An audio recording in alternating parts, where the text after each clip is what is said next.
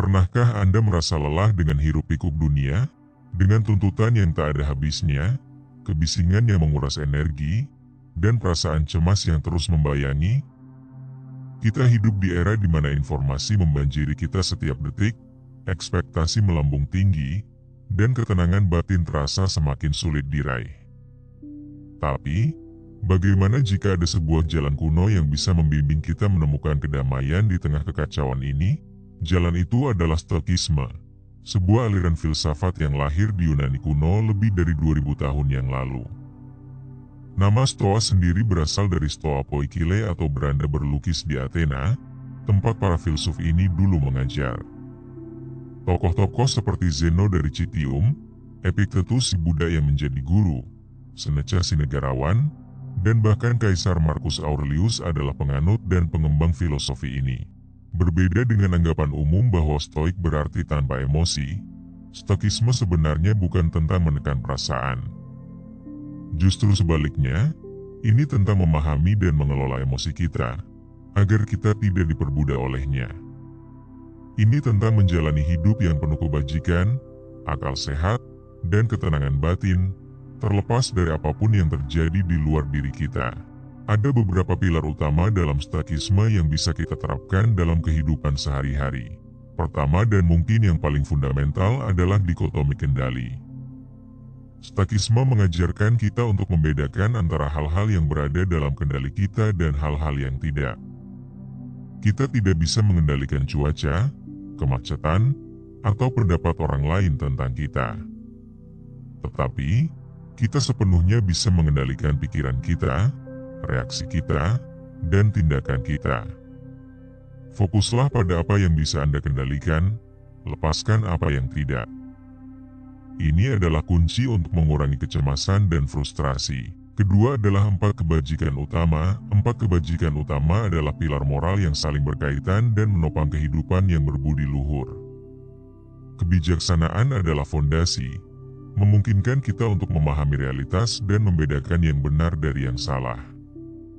Dengan pemahaman ini, kita dapat menjalankan keadilan, yaitu memperlakukan semua orang secara setara dan adil demi kebaikan bersama. Untuk menegakkan prinsip-prinsip ini, dibutuhkan keberanian, bukan hanya dalam menghadapi bahaya fisik, tetapi juga keberanian moral untuk mempertahankan apa yang kita yakini benar, bahkan saat sulit.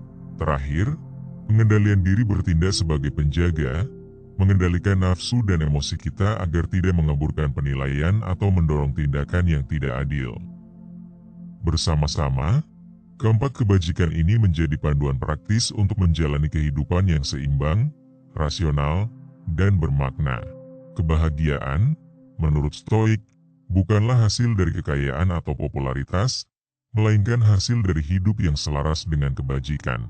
Ketiga adalah hidup sesuai alam. Ini bukan berarti kembali ke gua, melainkan hidup sesuai dengan akal sehat kita sebagai manusia. Alam semesta bergerak dengan teratur, dan begitu pula kita seharusnya. Menerima apa yang terjadi, beradaptasi dengan perubahan, dan memahami bahwa kita adalah bagian dari sesuatu yang lebih besar. Lalu, bagaimana kita bisa menerapkan prinsip-prinsip ini di tengah dunia kita yang serba berisik ini? Pertama, bayangkan Anda terjebak macet. Reaksi insting kita mungkin adalah marah, frustrasi, atau mengeluh. Tapi stoikisme mengajarkan kita untuk berhenti sejenak. Kemacetan berada di luar kendali Anda. Namun, reaksi Anda sepenuhnya ada di tangan Anda. Anda bisa memilih untuk marah dan semakin stres, atau Anda bisa memilih untuk menggunakan waktu itu untuk mendengarkan musik, podcast, atau sekadar bernapas. Ini adalah konsep premeditatio malorum, membayangkan kemungkinan terburuk dan mempersiapkan diri secara mental, serta amor fati, mencintai takdir atau menerima apa yang terjadi dengan lapang dada. Kedua, refleksi diri melalui jurnal. Banyak filsuf stoik, seperti Marcus Aurelius, menulis jurnal sebagai alat refleksi diri. Di penghujung hari, tuliskan apa yang Anda pelajari, tantangan apa yang Anda hadapi, dan bagaimana Anda meresponsnya. Ini membantu Anda melihat pola pikir, mengidentifikasi emosi destruktif, dan melatih pikiran Anda untuk menjadi lebih rasional dan tenang. Pertanyakan reaksi Anda. Apakah ini hal yang bisa aku kendalikan? Apakah ini sejalan dengan kebajikan? Ketiga, latihan kesenjangan. Untuk membangun ketahanan mental, para stoik kadang berlatih apa yang disebut kesenjangan sukarela. Ini bisa sesederhana minum kopi tanpa gula sesekali, memilih berjalan kaki daripada naik kendaraan untuk jarak pendek, atau menunda sedikit kenikmatan.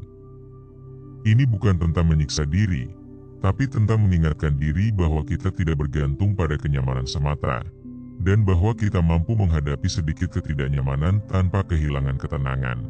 Lalu keempat, mempraktikkan rasa syukur.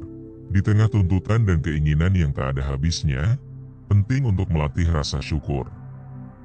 Luangkan waktu setiap hari untuk menghargai hal-hal kecil yang Anda miliki.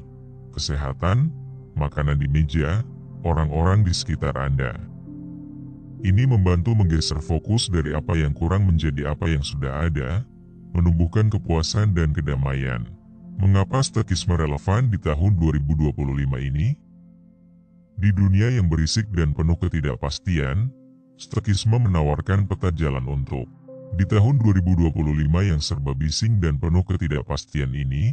Stoikisme tetap sangat relevan karena menawarkan panduan praktis untuk hidup. Filosofi ini membantu kita mengurangi stres dan kecemasan dengan berfokus pada hal-hal yang dapat kita kendalikan sambil menerima apa yang di luar kendali kita, sehingga beban mental tidak perlu berkurang. Stoikisme juga meningkatkan ketahanan mental, resiliensi, mempersiapkan kita untuk menghadapi kemunduran dan kesulitan sebagai peluang untuk bertumbuh, bukan sebagai akhir dari segalanya. Dengan pikiran yang jernih dan berpegang pada kebajikan, kita dapat membuat keputusan yang lebih baik, yang lebih bijaksana dan terarah. Selain itu, nilai-nilai keadilan dan pengendalian diri yang diajarkan stoikisme berkontribusi pada pembangunan hubungan yang lebih kuat, menjadikan kita individu yang lebih baik dengan empati dan pengertian yang mendalam. Akhirnya, stoikisme memungkinkan kita menemukan ketenangan batin yang abadi yang tidak bergantung pada kondisi eksternal, melainkan muncul dari dalam diri, dari akal sehat dan kebajikan pribadi. Ingatlah kutipan terkenal dari Epictetus, bukan hal-hal yang mengganggu kita, tetapi pendapat kita tentang hal-hal itu. Penting untuk diingat, jalan stoa bukanlah tujuan akhir yang bisa dicapai dalam semalam. Ini adalah sebuah perjalanan, praktik seumur hidup.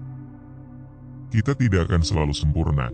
Kita akan membuat kesalahan, dan emosi negatif mungkin akan muncul.